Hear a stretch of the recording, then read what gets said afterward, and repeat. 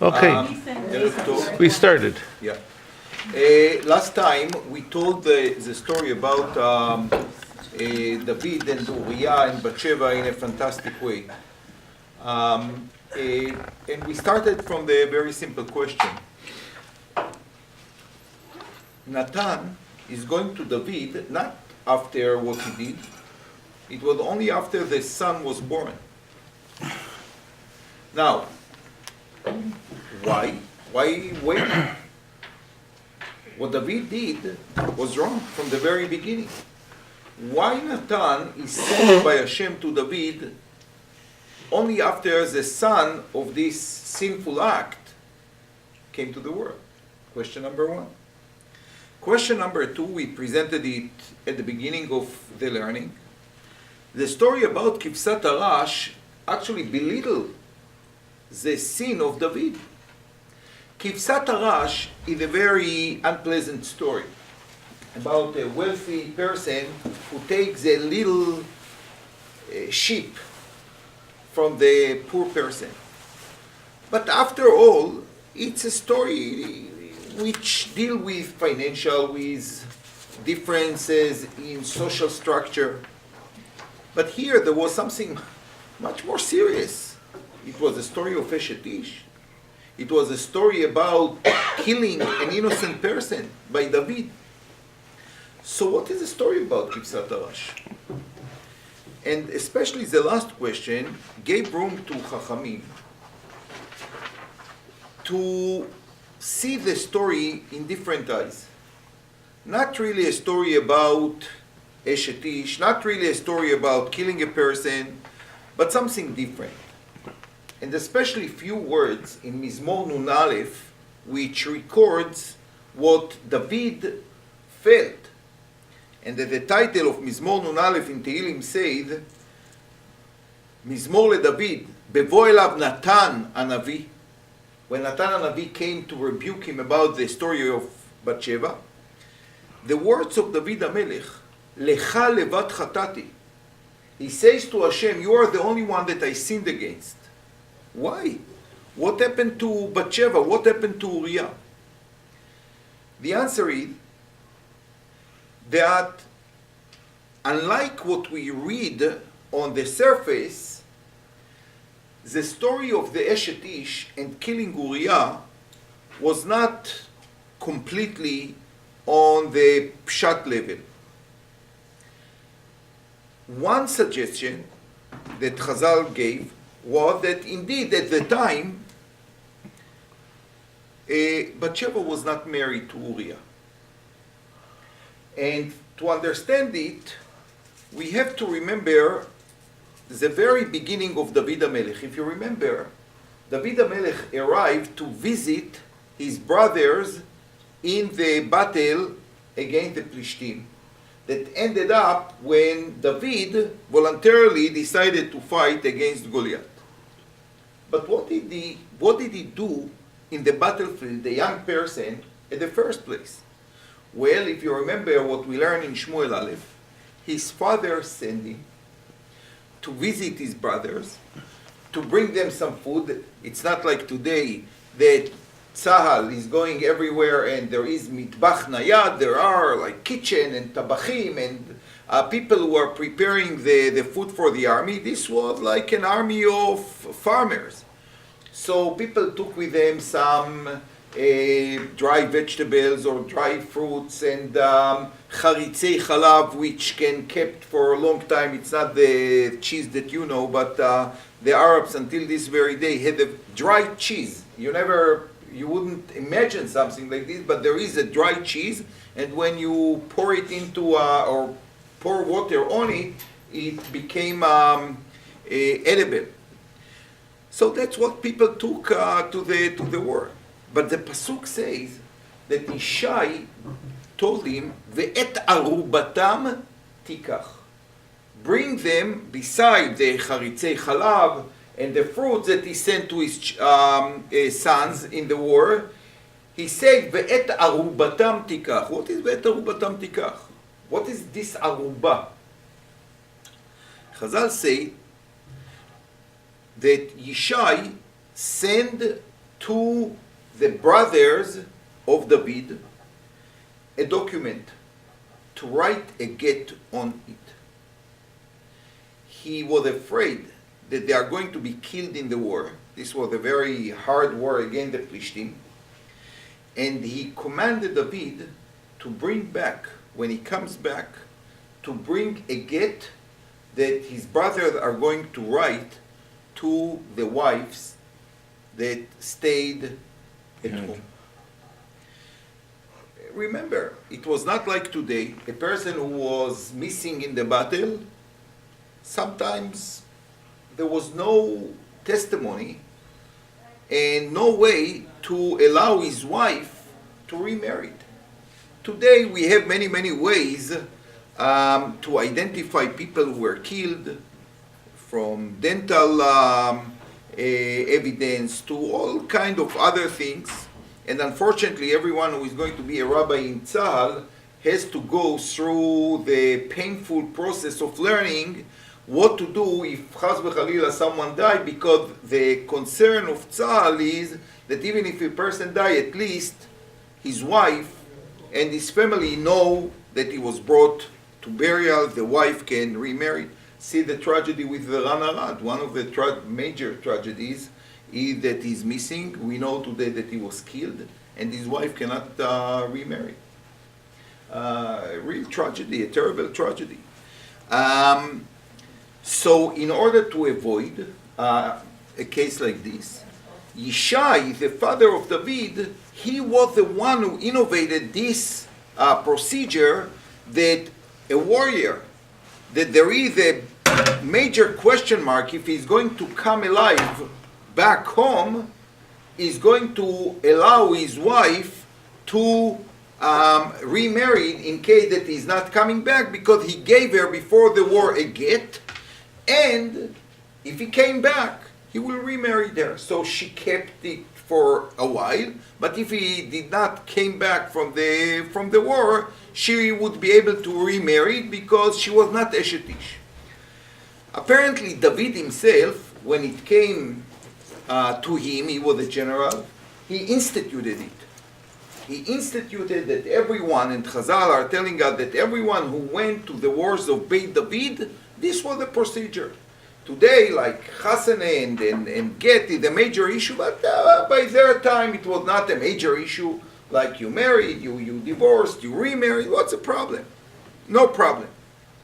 The Torah just see a problem. If someone divorced his wife and she went and married someone else, you cannot remarry her. But otherwise, apparently it was not a big deal. People went to the war, they gave a get, they came back, they remarried their wives. So at the time that Uriah was in the army, since he was one of the soldiers of Beit David, we can safely assume that he also gave a get to Bathsheba, who stayed behind. So at the moment that David came, she was not married. That's how Chazal saw the issue. I raised also the last time that maybe Uriah Chiti was a goy altogether. He was Chiti. We brought the fantastic story that actually the Shatchen between Uriah and Bathsheba was no other than David. From the story of Goliath, the people who are not here look at me and they don't know what I'm talking about, but this is a fantastic story that I said it came, even if you don't accept it, you understand where Chazal came with this fantastic story, because the words of the Psukim are so hard to understand unless you fill up the gap sometimes in a very unusual way, very creative way, let's put it this way. Now, I just want to make one comment. When I reread the story after the last year, you know, we raised the question that the mashal of Kivsat Arash is not exactly in all details what happened between David and Bathsheba and Uriah. It's not what is a mashal exactly, because he he rebuked him about like the wealthy person takes the kivsa, the shepsel of the poor person, but here it's much more serious. It's a shetish. He sent someone to be killed.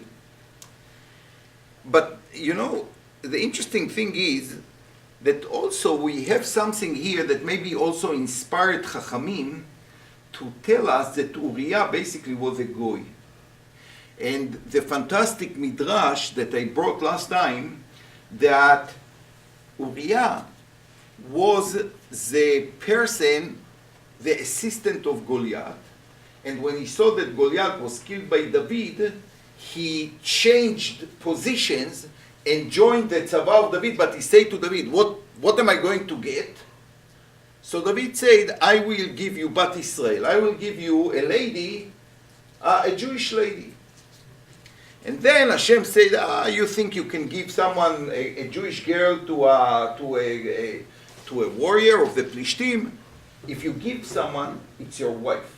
So basically, Bathsheba was the one that was supposed to be Eshet David way before, and since David gave her to a goy, to Uriah Hitti, he lost her. That's how the Midrash see it. But you know, I thought about it. There is something that will explain the parallel between the story of Kivsat Arash and the way this Midrash see the events, the unfolding of the events. What is the story about Kivsat Arash? Why so like angered even David when he heard it? You know, for us, we know the story and we know that Natan is rebuking him for Bathsheba and Uriah, but David heard it for the first time. He saw that it's a nice story. He did not connect it to himself, which is interesting by itself. So what angered him? Here you have a person that has everything, and he takes the only thing from the poor person. Now, what is the only thing from Uriah? Uriah was a general, Uriah was an officer. He was not like this poor person that is described in the story of Kivsat Arash. You understand like the lack of the parallel, which I said when we started to learn it, I brought right away the Metzudah David who say, don't look for like 100% overlap between the Mashal and the Nimshal. It's not exactly the same, but the main idea is to say to David that he did something that morally was completely wrong. But if this midrash is true, there is something very profound here. Uriah, if he was indeed a goy, what was his only connection to the Jewish people? David? Not David. His wife. Okay. His wife. He became Jewish through his wife. This was the connection to the Jewish people through the lady that David or someone else gave to Uriah. And therefore the mashal really fits completely the case here. The only connection that Uriah had with the Jewish people was through his wife, and you took her. So you left him with no connection because he came from a different place, not his family. No one is connected to, he had no children. So you took the only kivsa that he had, the only connection to the Jewish people. Maybe this also inspired Chachamim to see that the story is more complicated than the eye see or the eye meet in the first glance. I just say it at the comment, which I find it interesting. But now the question is exactly the opposite. If David did not do something so wrong, she was not Eshet Ish. Uriah Hitti was Mored B'Malchut. Listen, this is a big chutzpah. The king tells you, go to your house and sleep there. And he said, you don't give me commandments. Like, I'm staying here. It's a chutzpah. Of course, David HaMelech had all the right to kill Uriah Hitti. So why Hashem indeed punished David so severely for this? Remember, when David said that the person has to be killed, and he will pay 4 times, and Natan is telling him, you're right, and it's you. but it was not so bad. So, manafshach, like, if it's bad, why Natan is waiting until the baby is born? If it's not so bad, why David had to be punished altogether? It was not halachically, it was not that bad as we might think.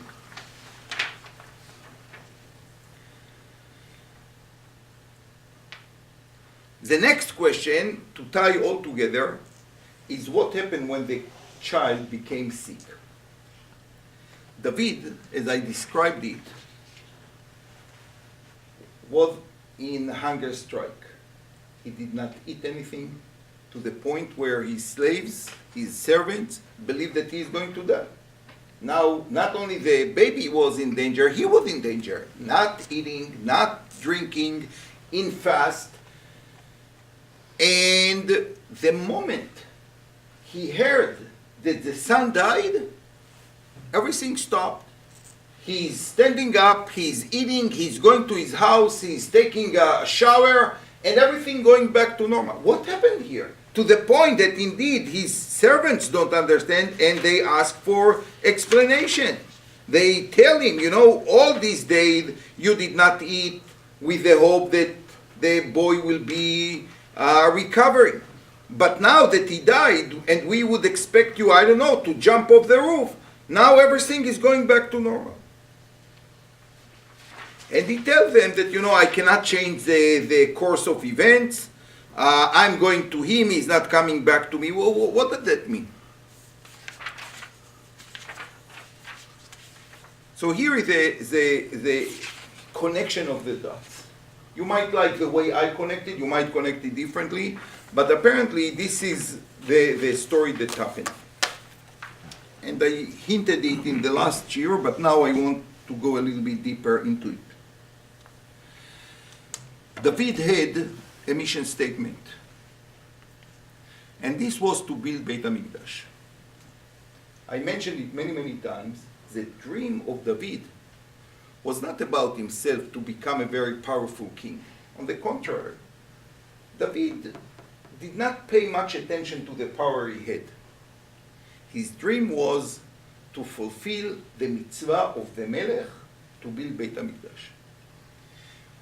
He prepared everything, including the songs that are going to be in Beit HaMikdash.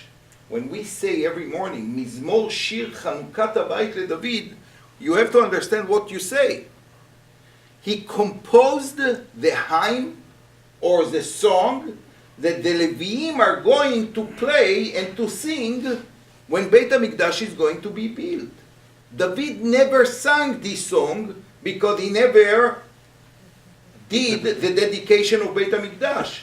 But he prepared even the notes for this song. Not alone the bricks, the beams, everything that was needed to binyan Beit HaMikdash. But Hashem told him, you are not going to build the house. Bincha asher yetze mimecha hu yibneh bait ze lishmi. The son that you are going to have, he is going to build the house. Now, think through a person that all his life is dreaming about building Beit HaMikdash, and Hashem tells him, you are not going to build it. But let me tell you something, your son is going to build it. Bincha asher yetze mimecha, the son that is going to be born from you. We know that at the end it was Shlomo HaMelech. From this story, from this wife, from Bathsheba. If you are David, and you know that you are not going to build Beit HaMikdash, but your son, who was not born yet, because Hashem tells him in Nevuah, it's not you, it's your son who are going to be born. So what are you going to do? To make this child. Very simple. You want this child to be born. Because you understand, like he had maybe 4 or 5 children until then, but Hashem told him that it's not you, it's the son that is going to be born. So clearly it's not one of his children. Then, for some reason, he apparently feels that this lady, Bathsheba, is the lady that will bring the child that is going to build Beit HaMikdash. Apparently he was right, because eventually that's what happened. So I cannot tell you with certainty what did he see that made him sure that she is the lady that's supposed to bring this person who is going to build Beit HaMikdash. But he felt something. And as we saw the story about the mikveh, that it was exactly, he saw her at the time that she came from the mikveh, just increased this feeling, she the lady, this is the opportunity. That's what we have to understand between the lines. She is the lady. And when David saw that he became sick, the whole dream collapsed. He believed that the child that they are going to have is going to be the child who is going to build Beit HaMikdash. And for this, David agreed to die and to save the child. Because for him, for David, it was not about him. It was about the great ideals of Am Yisrael. The religious center of Beit HaMikdash, the name of God increased in the world. His life were secondary.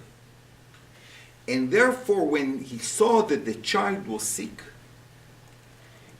he tried everything to do to replace it. He's going to die, he's going to save his son. The moment the son died, David understood that it's not happening. That's it. It's not happening. This is not the son that Hashem said is going to build Beit HaMikdash. It was clear. And as I said, in this time, they believe that the person who dies, dies. He's not, I don't know, like going to reappear, to resurface. And the moment he hears from his servant that the baby is gone, that's it. It's 100% clear that Hashem was not talking about this baby. It must be someone else. And we know the rest of the story. That's exactly what happened. The next child, Shlomo, who came from Bathsheba, he was the builder of Beit HaMikdash. You understand? Like David think different than us. We think about David as a person like us, but David, his motive in life is very, very different. And here, we are going to see it now from the view of Hashem, kind of. Because that's how David think about the whole story. I have to build Beit HaMikdash. I'm not going to do it. My son is going to do it. Let's bring this son. The son fall ill, and he tried to save him. The moment that it's clear that this is not the son who is going to build Beit HaMikdash, okay, let's go to the next one. That's how David think. Because all he had in mind is to try and to build Beit HaMikdash. Why Hashem was so upset? And by the way, this explains the first question that we raised.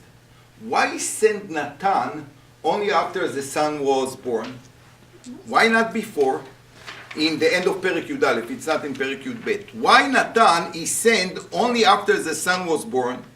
Why he did not send Natan right after the chet with Bathsheba happened?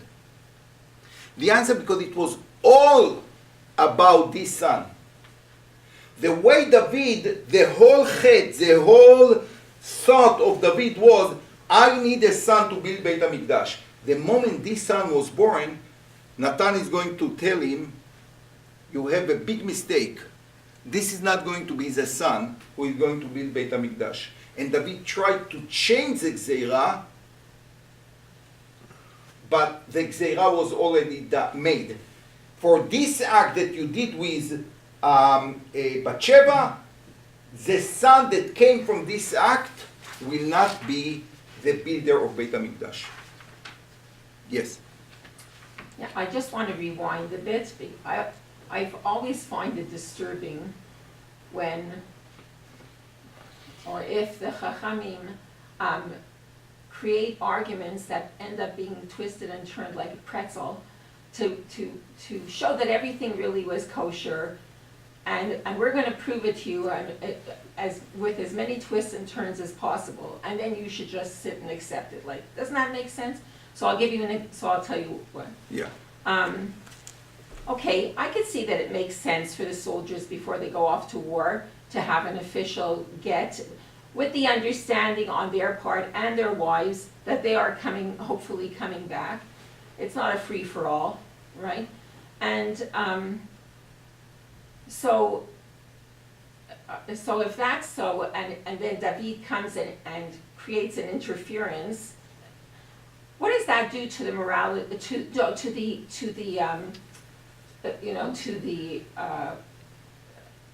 incentive of your troops to know that, you know what, I'm sending you off to war, and we're going to have these guests. But by the way, if I feel like it, I'm going to fool around with your wives. You understand, I'm the king. To me, it's, yeah, he deserved to be punished because that wasn't the understanding. The understanding is that you hope and pray that your husband will come back to you. So of course he deserved to be punished. And what did that do to his troops? Do you think they weren't thinking amongst themselves, like, what's going on here? He sends us off to war and then he plays around with our wives, and that's okay? Okay, so thank you for the question, but that's exactly bring me to the rest of the shir. That's exactly... You're the setup man. No, that's very, very important. You see, what I try to do is to explain you how a person like David made a terrible mistake. And he did it because in his mind he was a righteous person. He think about Beit HaMikdash. He think about the son that is going to build Beit HaMikdash. He want to save this son even for the price of his own life. Everything that I said is just to explain how we can accept a person like David to make such a terrible thing that if it would happen today, like we would say that this person is completely corrupt. But Hashem see it from your point of view.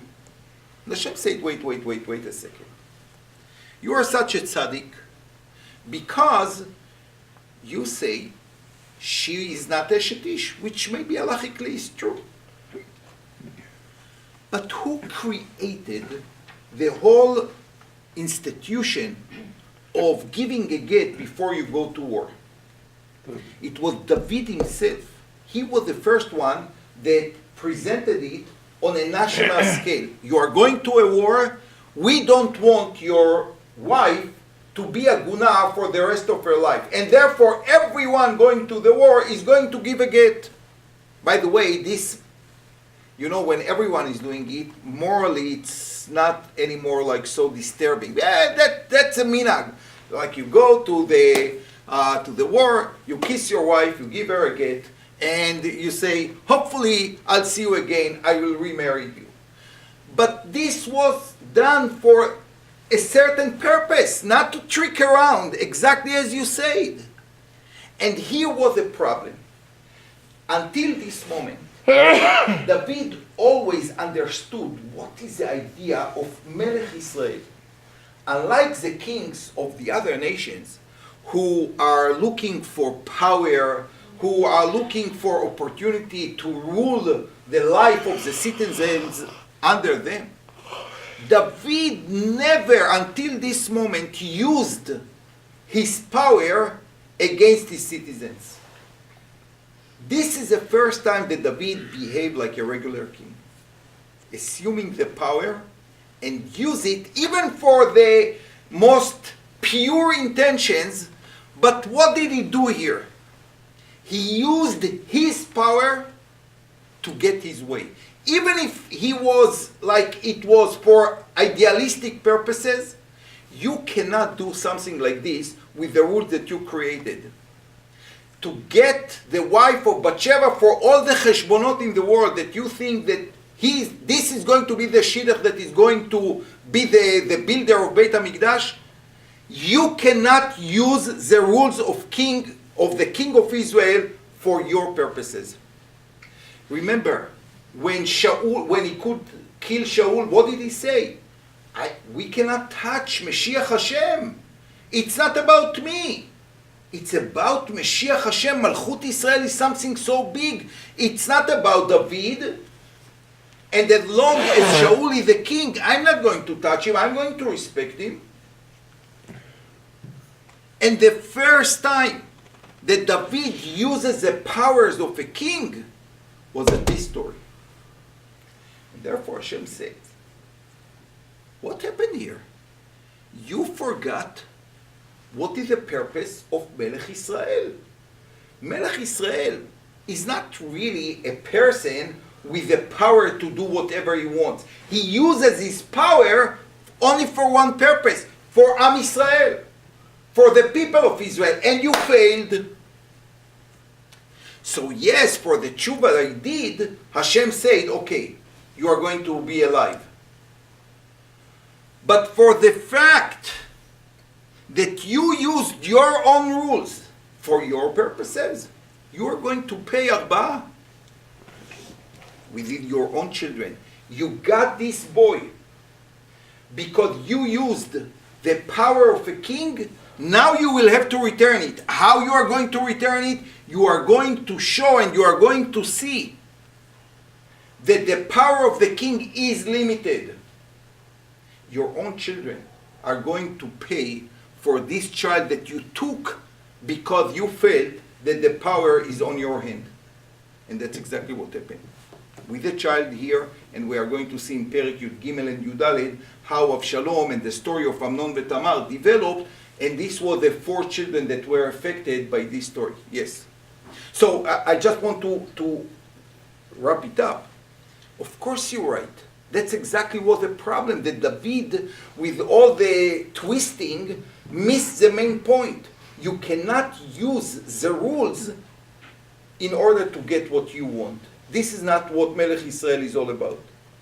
And that's how Hashem saw it, and that's why he punished David. And David realized it because he said, Chatati la Hashem. Maybe not to Bathsheba, maybe I was righteous about Bathsheba, about this, but Hashem knows why he made me a king. And I sinned towards the appointment of Hashem as myself as the king. Okay. No, it's just a comment. We're going through all these Maisalach and Midrashim and all that to justify it. What about Pasuk Tet, where Natan says, אשתו לקחת לך לאישה, אותו הרגת בחרב בני עמון. It's just a pshat. This is how you sinned. Because of this, this is why you'll be punished. Why does Chazal have to go through such...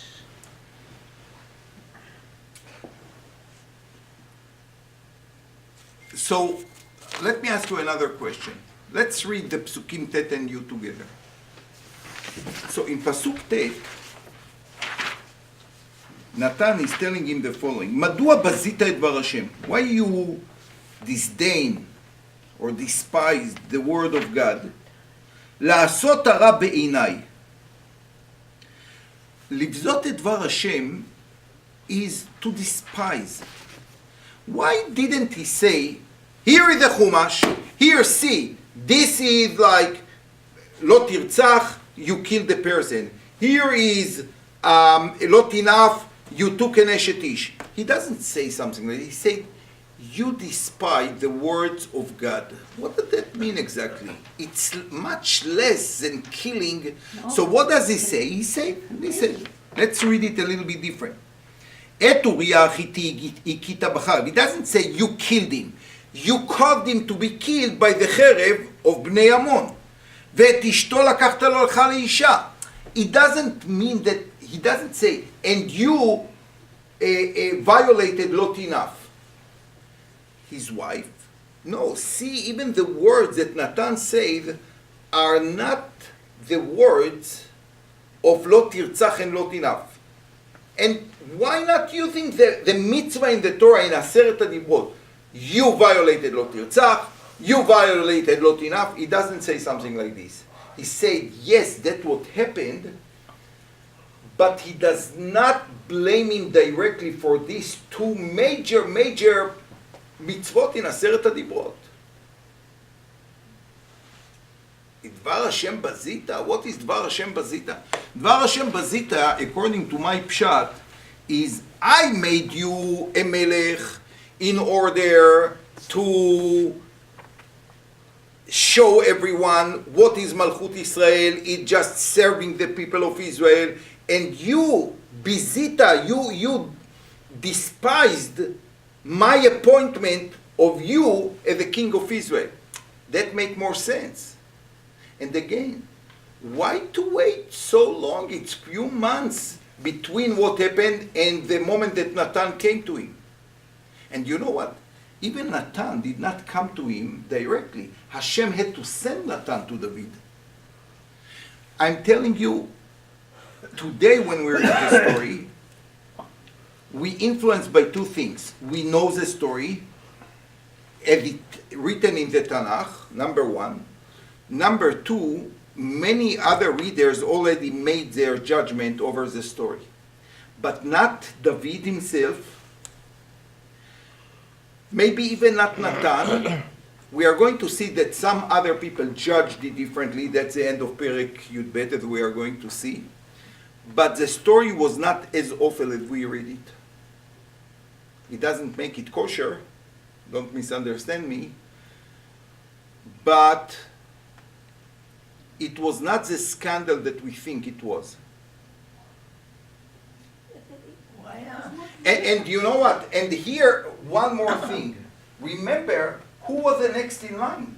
It was Shlomo, and it came from this Bathsheba. You know what? If it was so wrong, and it was Eshet Ish, we know what the halacha is. David could not continue to live with Bathsheba, and certainly Hashem would not let Shlomo, the child of Bathsheba and David, to become the next king and the builder of Beit HaMikdash. To me, it's quite clear that the chet was something much more emotional, sort of. It's more of an emotional thing, psychological, than it is the actual killing of Uriah. That's what the Shepsele. Where's the Rahmanis? Where's the for a king to be like for that? For a king like David. Yeah, to this be like was that. Something that. That's the terrible thing. You know what? I'll give you another example. Another example. It said about Bnei Eli. Remember at the beginning of Sefer Shmuel Aleph, we did not learn it. It said that Eli hears that his children, the Tanakh says the following words, Asher yishkevun et anashim, asher ba'im el Beit Hashem. He heard that his children are sleeping with the women who came to Beit Hashem. This is a major issue. The children of the Kohen Gadol, Hofni and Pinchas, are violating the Isur of Eshet Ish in Beit HaMikdash. And the Eli hear, and what does he say to them? Lo tova shmua asher ani shomea. The rumor that I hear is not good. The Tanakh said, Asher yishkevun et anashim, they are sleeping with the women. And Eli said, I don't like this rumor. What is a rumor? It's like Isur Deoraita. Chachamim, as I said, careful readers of the Tanakh, they say the following. So before we start to argue if they're right or wrong, but I want you to understand that in the Tanakh itself, we see that the Tanakh, on one hand, call it Asher yishkevun et anashim. At the same time, we see that when Eli rebuked his children, he's not telling them, what are you doing? Not enough, the Nashim are coming and you are messing up with them. So Chazal say, I'll tell you what happened. Hofni and Pinchas were tzaddikim. Were great people. But what happened? So what does it mean? Asher yishkevun et anashim. Who are the Nashim who came to Beit HaMikdash? The Nashim who came to Beit HaMikdash normally were Yoldot. Yoledet, at the time of Beit HaMikdash, had to come to Beit HaMikdash and to bring a korban. Until she brings the korban, she cannot return to her house and to live normally with her husband. So the korban made her completely pure, and allowed to have relations with their husband. So sometimes there was a busy day, many Yoldot came to Beit HaMikdash, and Chofni and Pinchas had like certain hours. You know, there are doctors that they will open the door day and night. You can come at before the office hours, after the office hours. They will always serve you. Some with a smile, some with a crown. But some doctors said, 6 o'clock, I'm very sorry, go to the hospital, go to the emergency room. 6 o'clock, that's it. You know, I need my life, and you know, we cannot blame them. I think that I told you once that Reb Shlomo Zalman Auerbach said that actually he believed the doctors should do it. That if their office hours are between 8 to 4 o'clock, 4 o'clock they have to close if someone comes not to accept him. Because they say something very interesting. He said in his tshuva something very interesting. It's tshuva shebal peh, so I just heard it. I never saw it in writing. He said that if we want to have doctors, if people will hear that the life of a doctor are always like in danger because someone will knock on the door and there will be emergency and they have to take care of their neighbor or someone from the neighborhood or from the shul, good people will decide not to become doctors. So he said it's better that, you know, this person once in a while will go to, we are not talking about pikuach nefesh obviously, but you know, these cases of like allergy, this, that. Doctors can tell you many stories about, you know, people that deserve always like a treatment. It endanger the decision of good people to become doctors. And therefore he said, maybe that's the right thing to do. That after 4 o'clock, if someone come to you, tell him go to the hospital, go to emergency, go to another doctor. So this was the shita of Chofni and Pinchas. There was a busy day. They told them, stay here. Tomorrow we will bring the korban. Chazal say, what? These women are waiting to go back home to be with their husbands, and they say, sorry, the day is over, we don't accept the korban anymore, wait here until tomorrow. For this the Tanakh said, Asher yishkebun et anashim. The fact that they did not let them go home to sleep with their husbands, consider like they slept with them. Now, again, you can say that it's a little bit a pretzel. I don't know. But you see, again, there are some evidence to this way of explanation. It's not just to get them off the hook. Listen, many times Chazal don't do any effort to get someone off the hook. But on one hand, this is so like crying, screaming. Asher yishkebun et anashim. And the next thing you know is that Eli is saying, you know, the rumor is not so good. The next thing you know that they are going with Aron Hashem to the war. How you can reconcile the two psukim? So Chachamim say, you know what? For great people to behave in such a way is considered like for us to sleep with another woman. You can accept it or not, but again, the psukim themselves, it's not that Chazal, you know, there is a story about a villain and Chachamim say, you know, this is, no, you don't understand the story. The story itself is difficult to understand, and Chachamim, in order to reconcile the contradiction in the story itself, they say, you know what? It must be that it's not exactly that.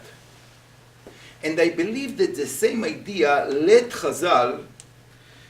Again, if Natan would come to him right away and will say, this was lot enough, this was lot yirtzach, Chazal would not try to purify David. It will make no sense. But in the story itself, there are some like major question mark. Why to wait until now? How is it possible that eventually Shlomo came from this lady? How it possible that David himself, a person that we saw such a righteous person who wrote Tehillim, like something like this happened to him.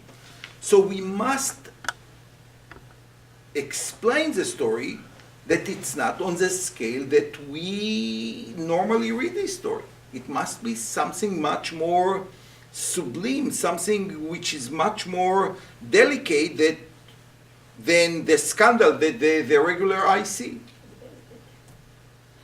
Possible that in those days it was it was a very violent, I mean, there were wars, people being killed all the time. It was there was a lot of violence, and so, More acceptable. it doesn't make it more acceptable, but there's a certain context. It's not like our context today, it's a different context. But again, I don't think that the Tanakh will try to protect a person who did the Isur of Eshet Ish or Ritzicha. The Torah is so clear about the land is going to vomit, so to speak. In Vayikra there is this pasuk that for shedding innocent blood, the land is like v'ka'ata etchem haaretz. The land is going to repel you to another land. The Torah and the Tanakh have no reason to cover up for David if it was indeed Eshet Ish or something like this. And therefore Chachamim has to explain the story in a different way.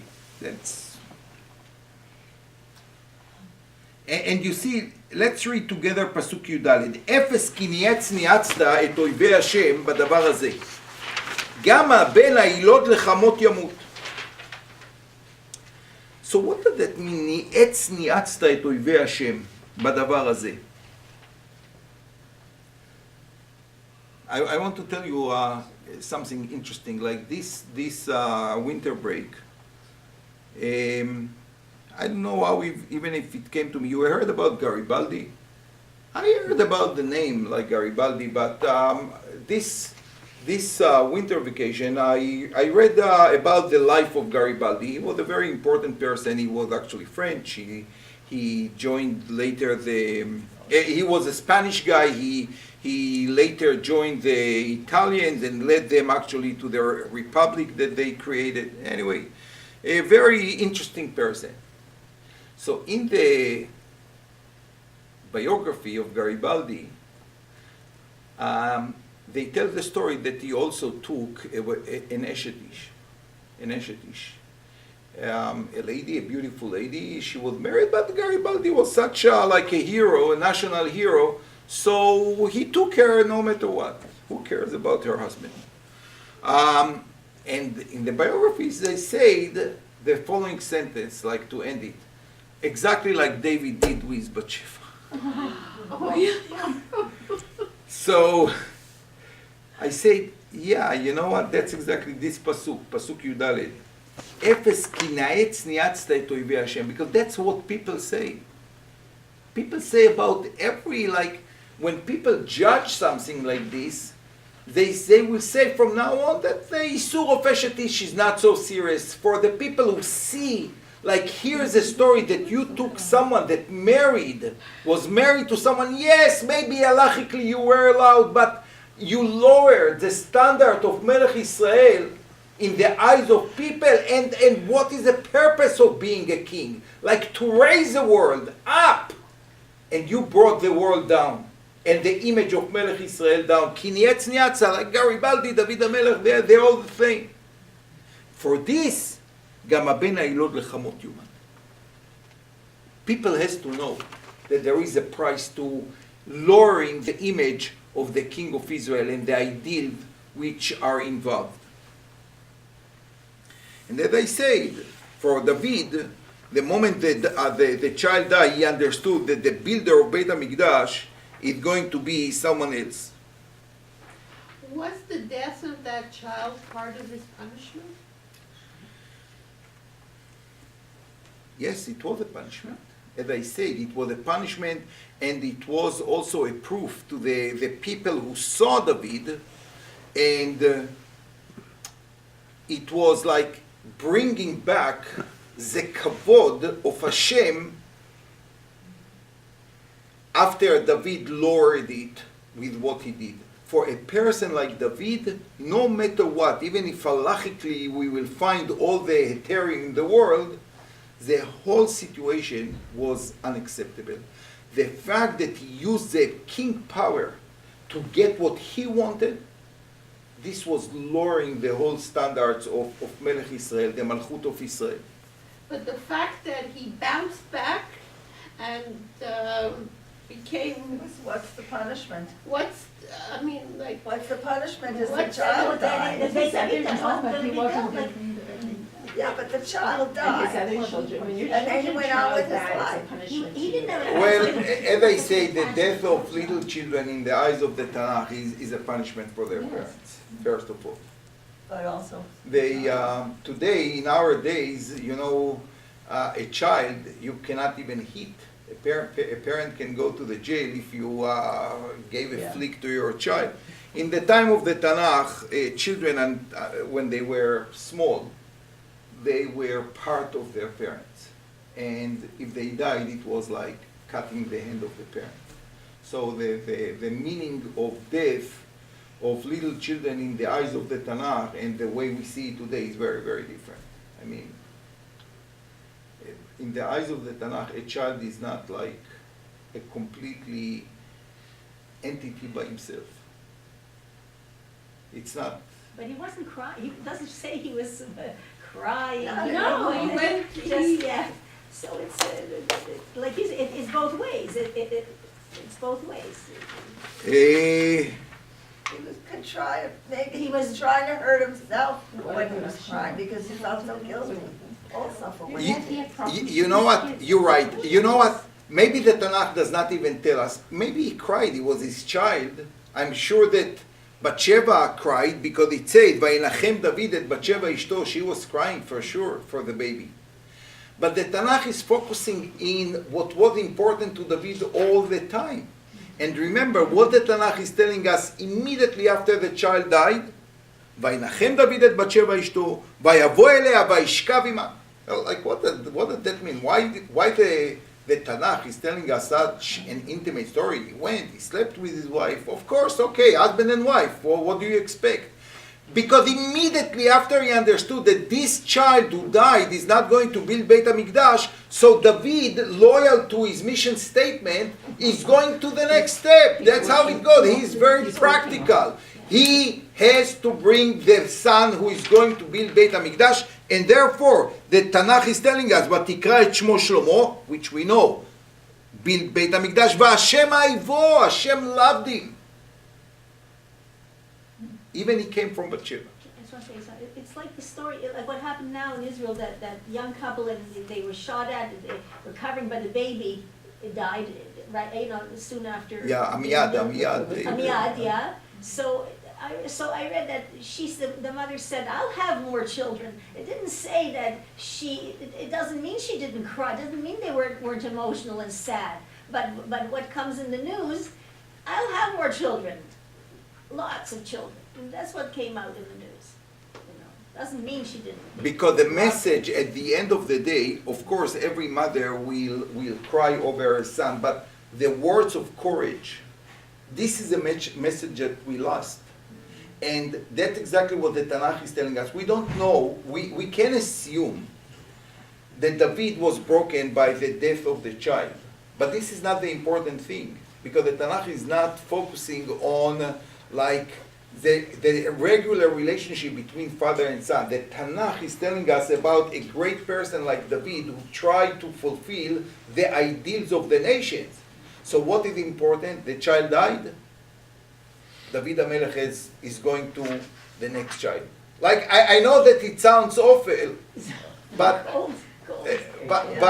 like, if the story is about like building Beit HaMikdash, then you have to know that yes, one child died, but immediately came the other one, who eventually is going to be the builder of Beit HaMikdash, which is very much in line of what I say, that the story is really about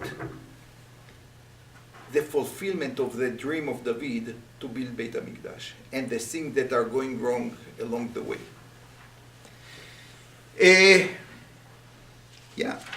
וישלח ביד נתן הנביא, ויקרא את שמו ידידיה בעבור השם. ידידיה בעבור השם. And at the end of the story, like, okay, after the whole story ends, we are going back to the point where it all started. Remember, there was a war with Ammon in the beginning of Perek Yud Aleph. And the war is very, very hard. David stayed behind in Yerushalayim, as I said, most likely because he had to meet all the architects and the engineers to build Beit HaMikdash. So he stayed in Yerushalayim, and the whole story with Bathsheba unfolded as a result. But meanwhile, the people who are doing the war against Ammon are still there. Okay, Uriah was killed, but Yoav and all the army are sitting in Ammon. וילחם יואב ברבת בני עמון, וילכוד את עיר המלוכה.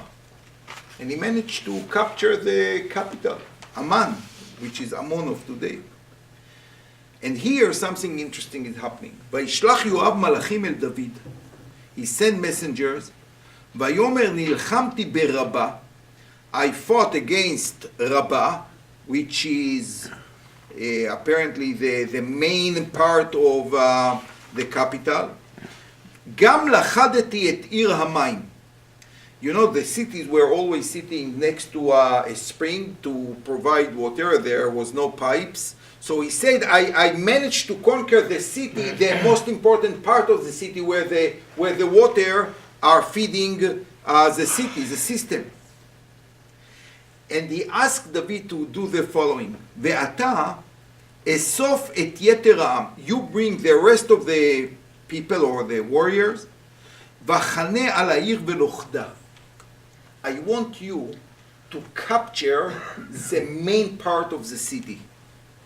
פן אלכוד אני את העיר, ונקרא שמי עליה.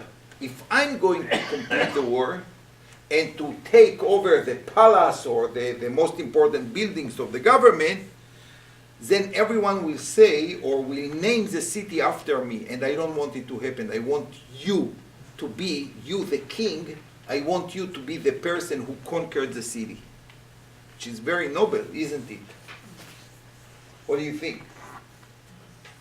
He gave up the victory of himself and give it to David. The only problem with it is that we are going to see very strange relationship developing between David and Yoav from this moment. We are going to go back and forth to this psukim, and we are going to learn the rest of Sefer Shmuel, and I just want to give you the very end. When David is about to die, he commanded Shlomo to kill Yoav. Their relation here, I would say, wow, a national hero. He gave up his name and the victory in order to give it to David. But we are going to see that it's not so simple. Because here are the most dangerous relationship developed. A king which is depend in the power of the chief of staff.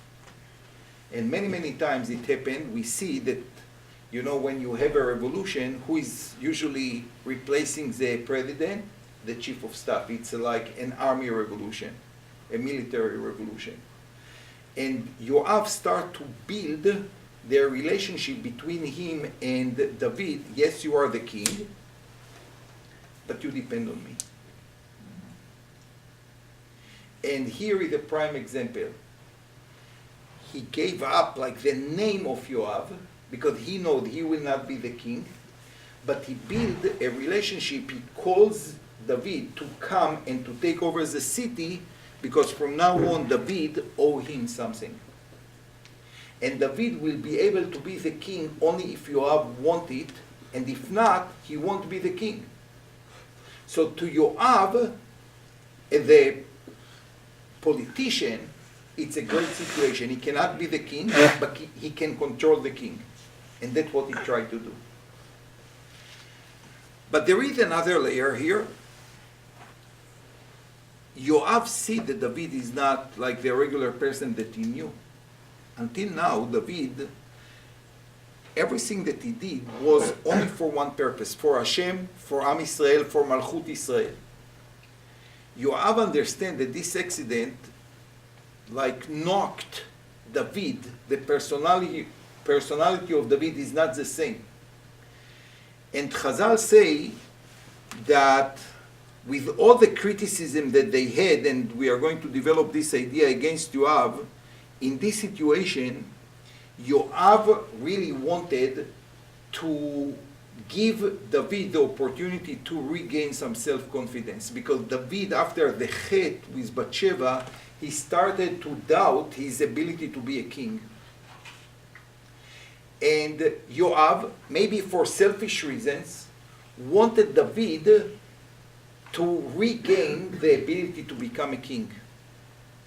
And he offers him to complete the maneuver of taking over Ammon, and to give him the victory. That will ensure David and also Yoav that David is going to be the king, to stay the king.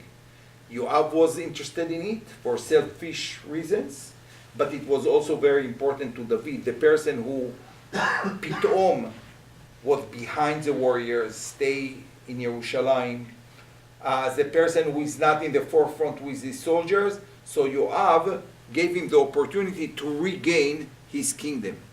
ויאסוף דוד את כל העם, וילך רבתה וילחם בה וילכדה.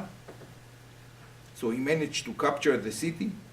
ויקח את עטרת מלכם מעל ראשו, משקלה כיכר זהב ואבן יקרה, ותהי על ראש דוד. He took the crown from the king of Ammon, he put it on his hand, on his head. What does that mean? I'm the king. He returned to the position of a real king. So he could not do it by himself because he made a sin, but by doing the milchama against Ammon and capturing Ammon, he returned to be a king. ושלל העיר הוציא הרבה מאוד. And by this, he completed the war, and it was very important. Why is it important that he had shalal הרבה מאוד? Because eventually this money used to buy more materials to Beit HaMikdash and to make Beit HaMikdash even richer than it was before. And by this, we finish the story about Bathsheba. Next time, Perek Yud Gimel Bezrat Hashem. The sad story about Avshalom, Amnon v'Tamar. I told you that we came here, now it's a downhill. So that's from next week.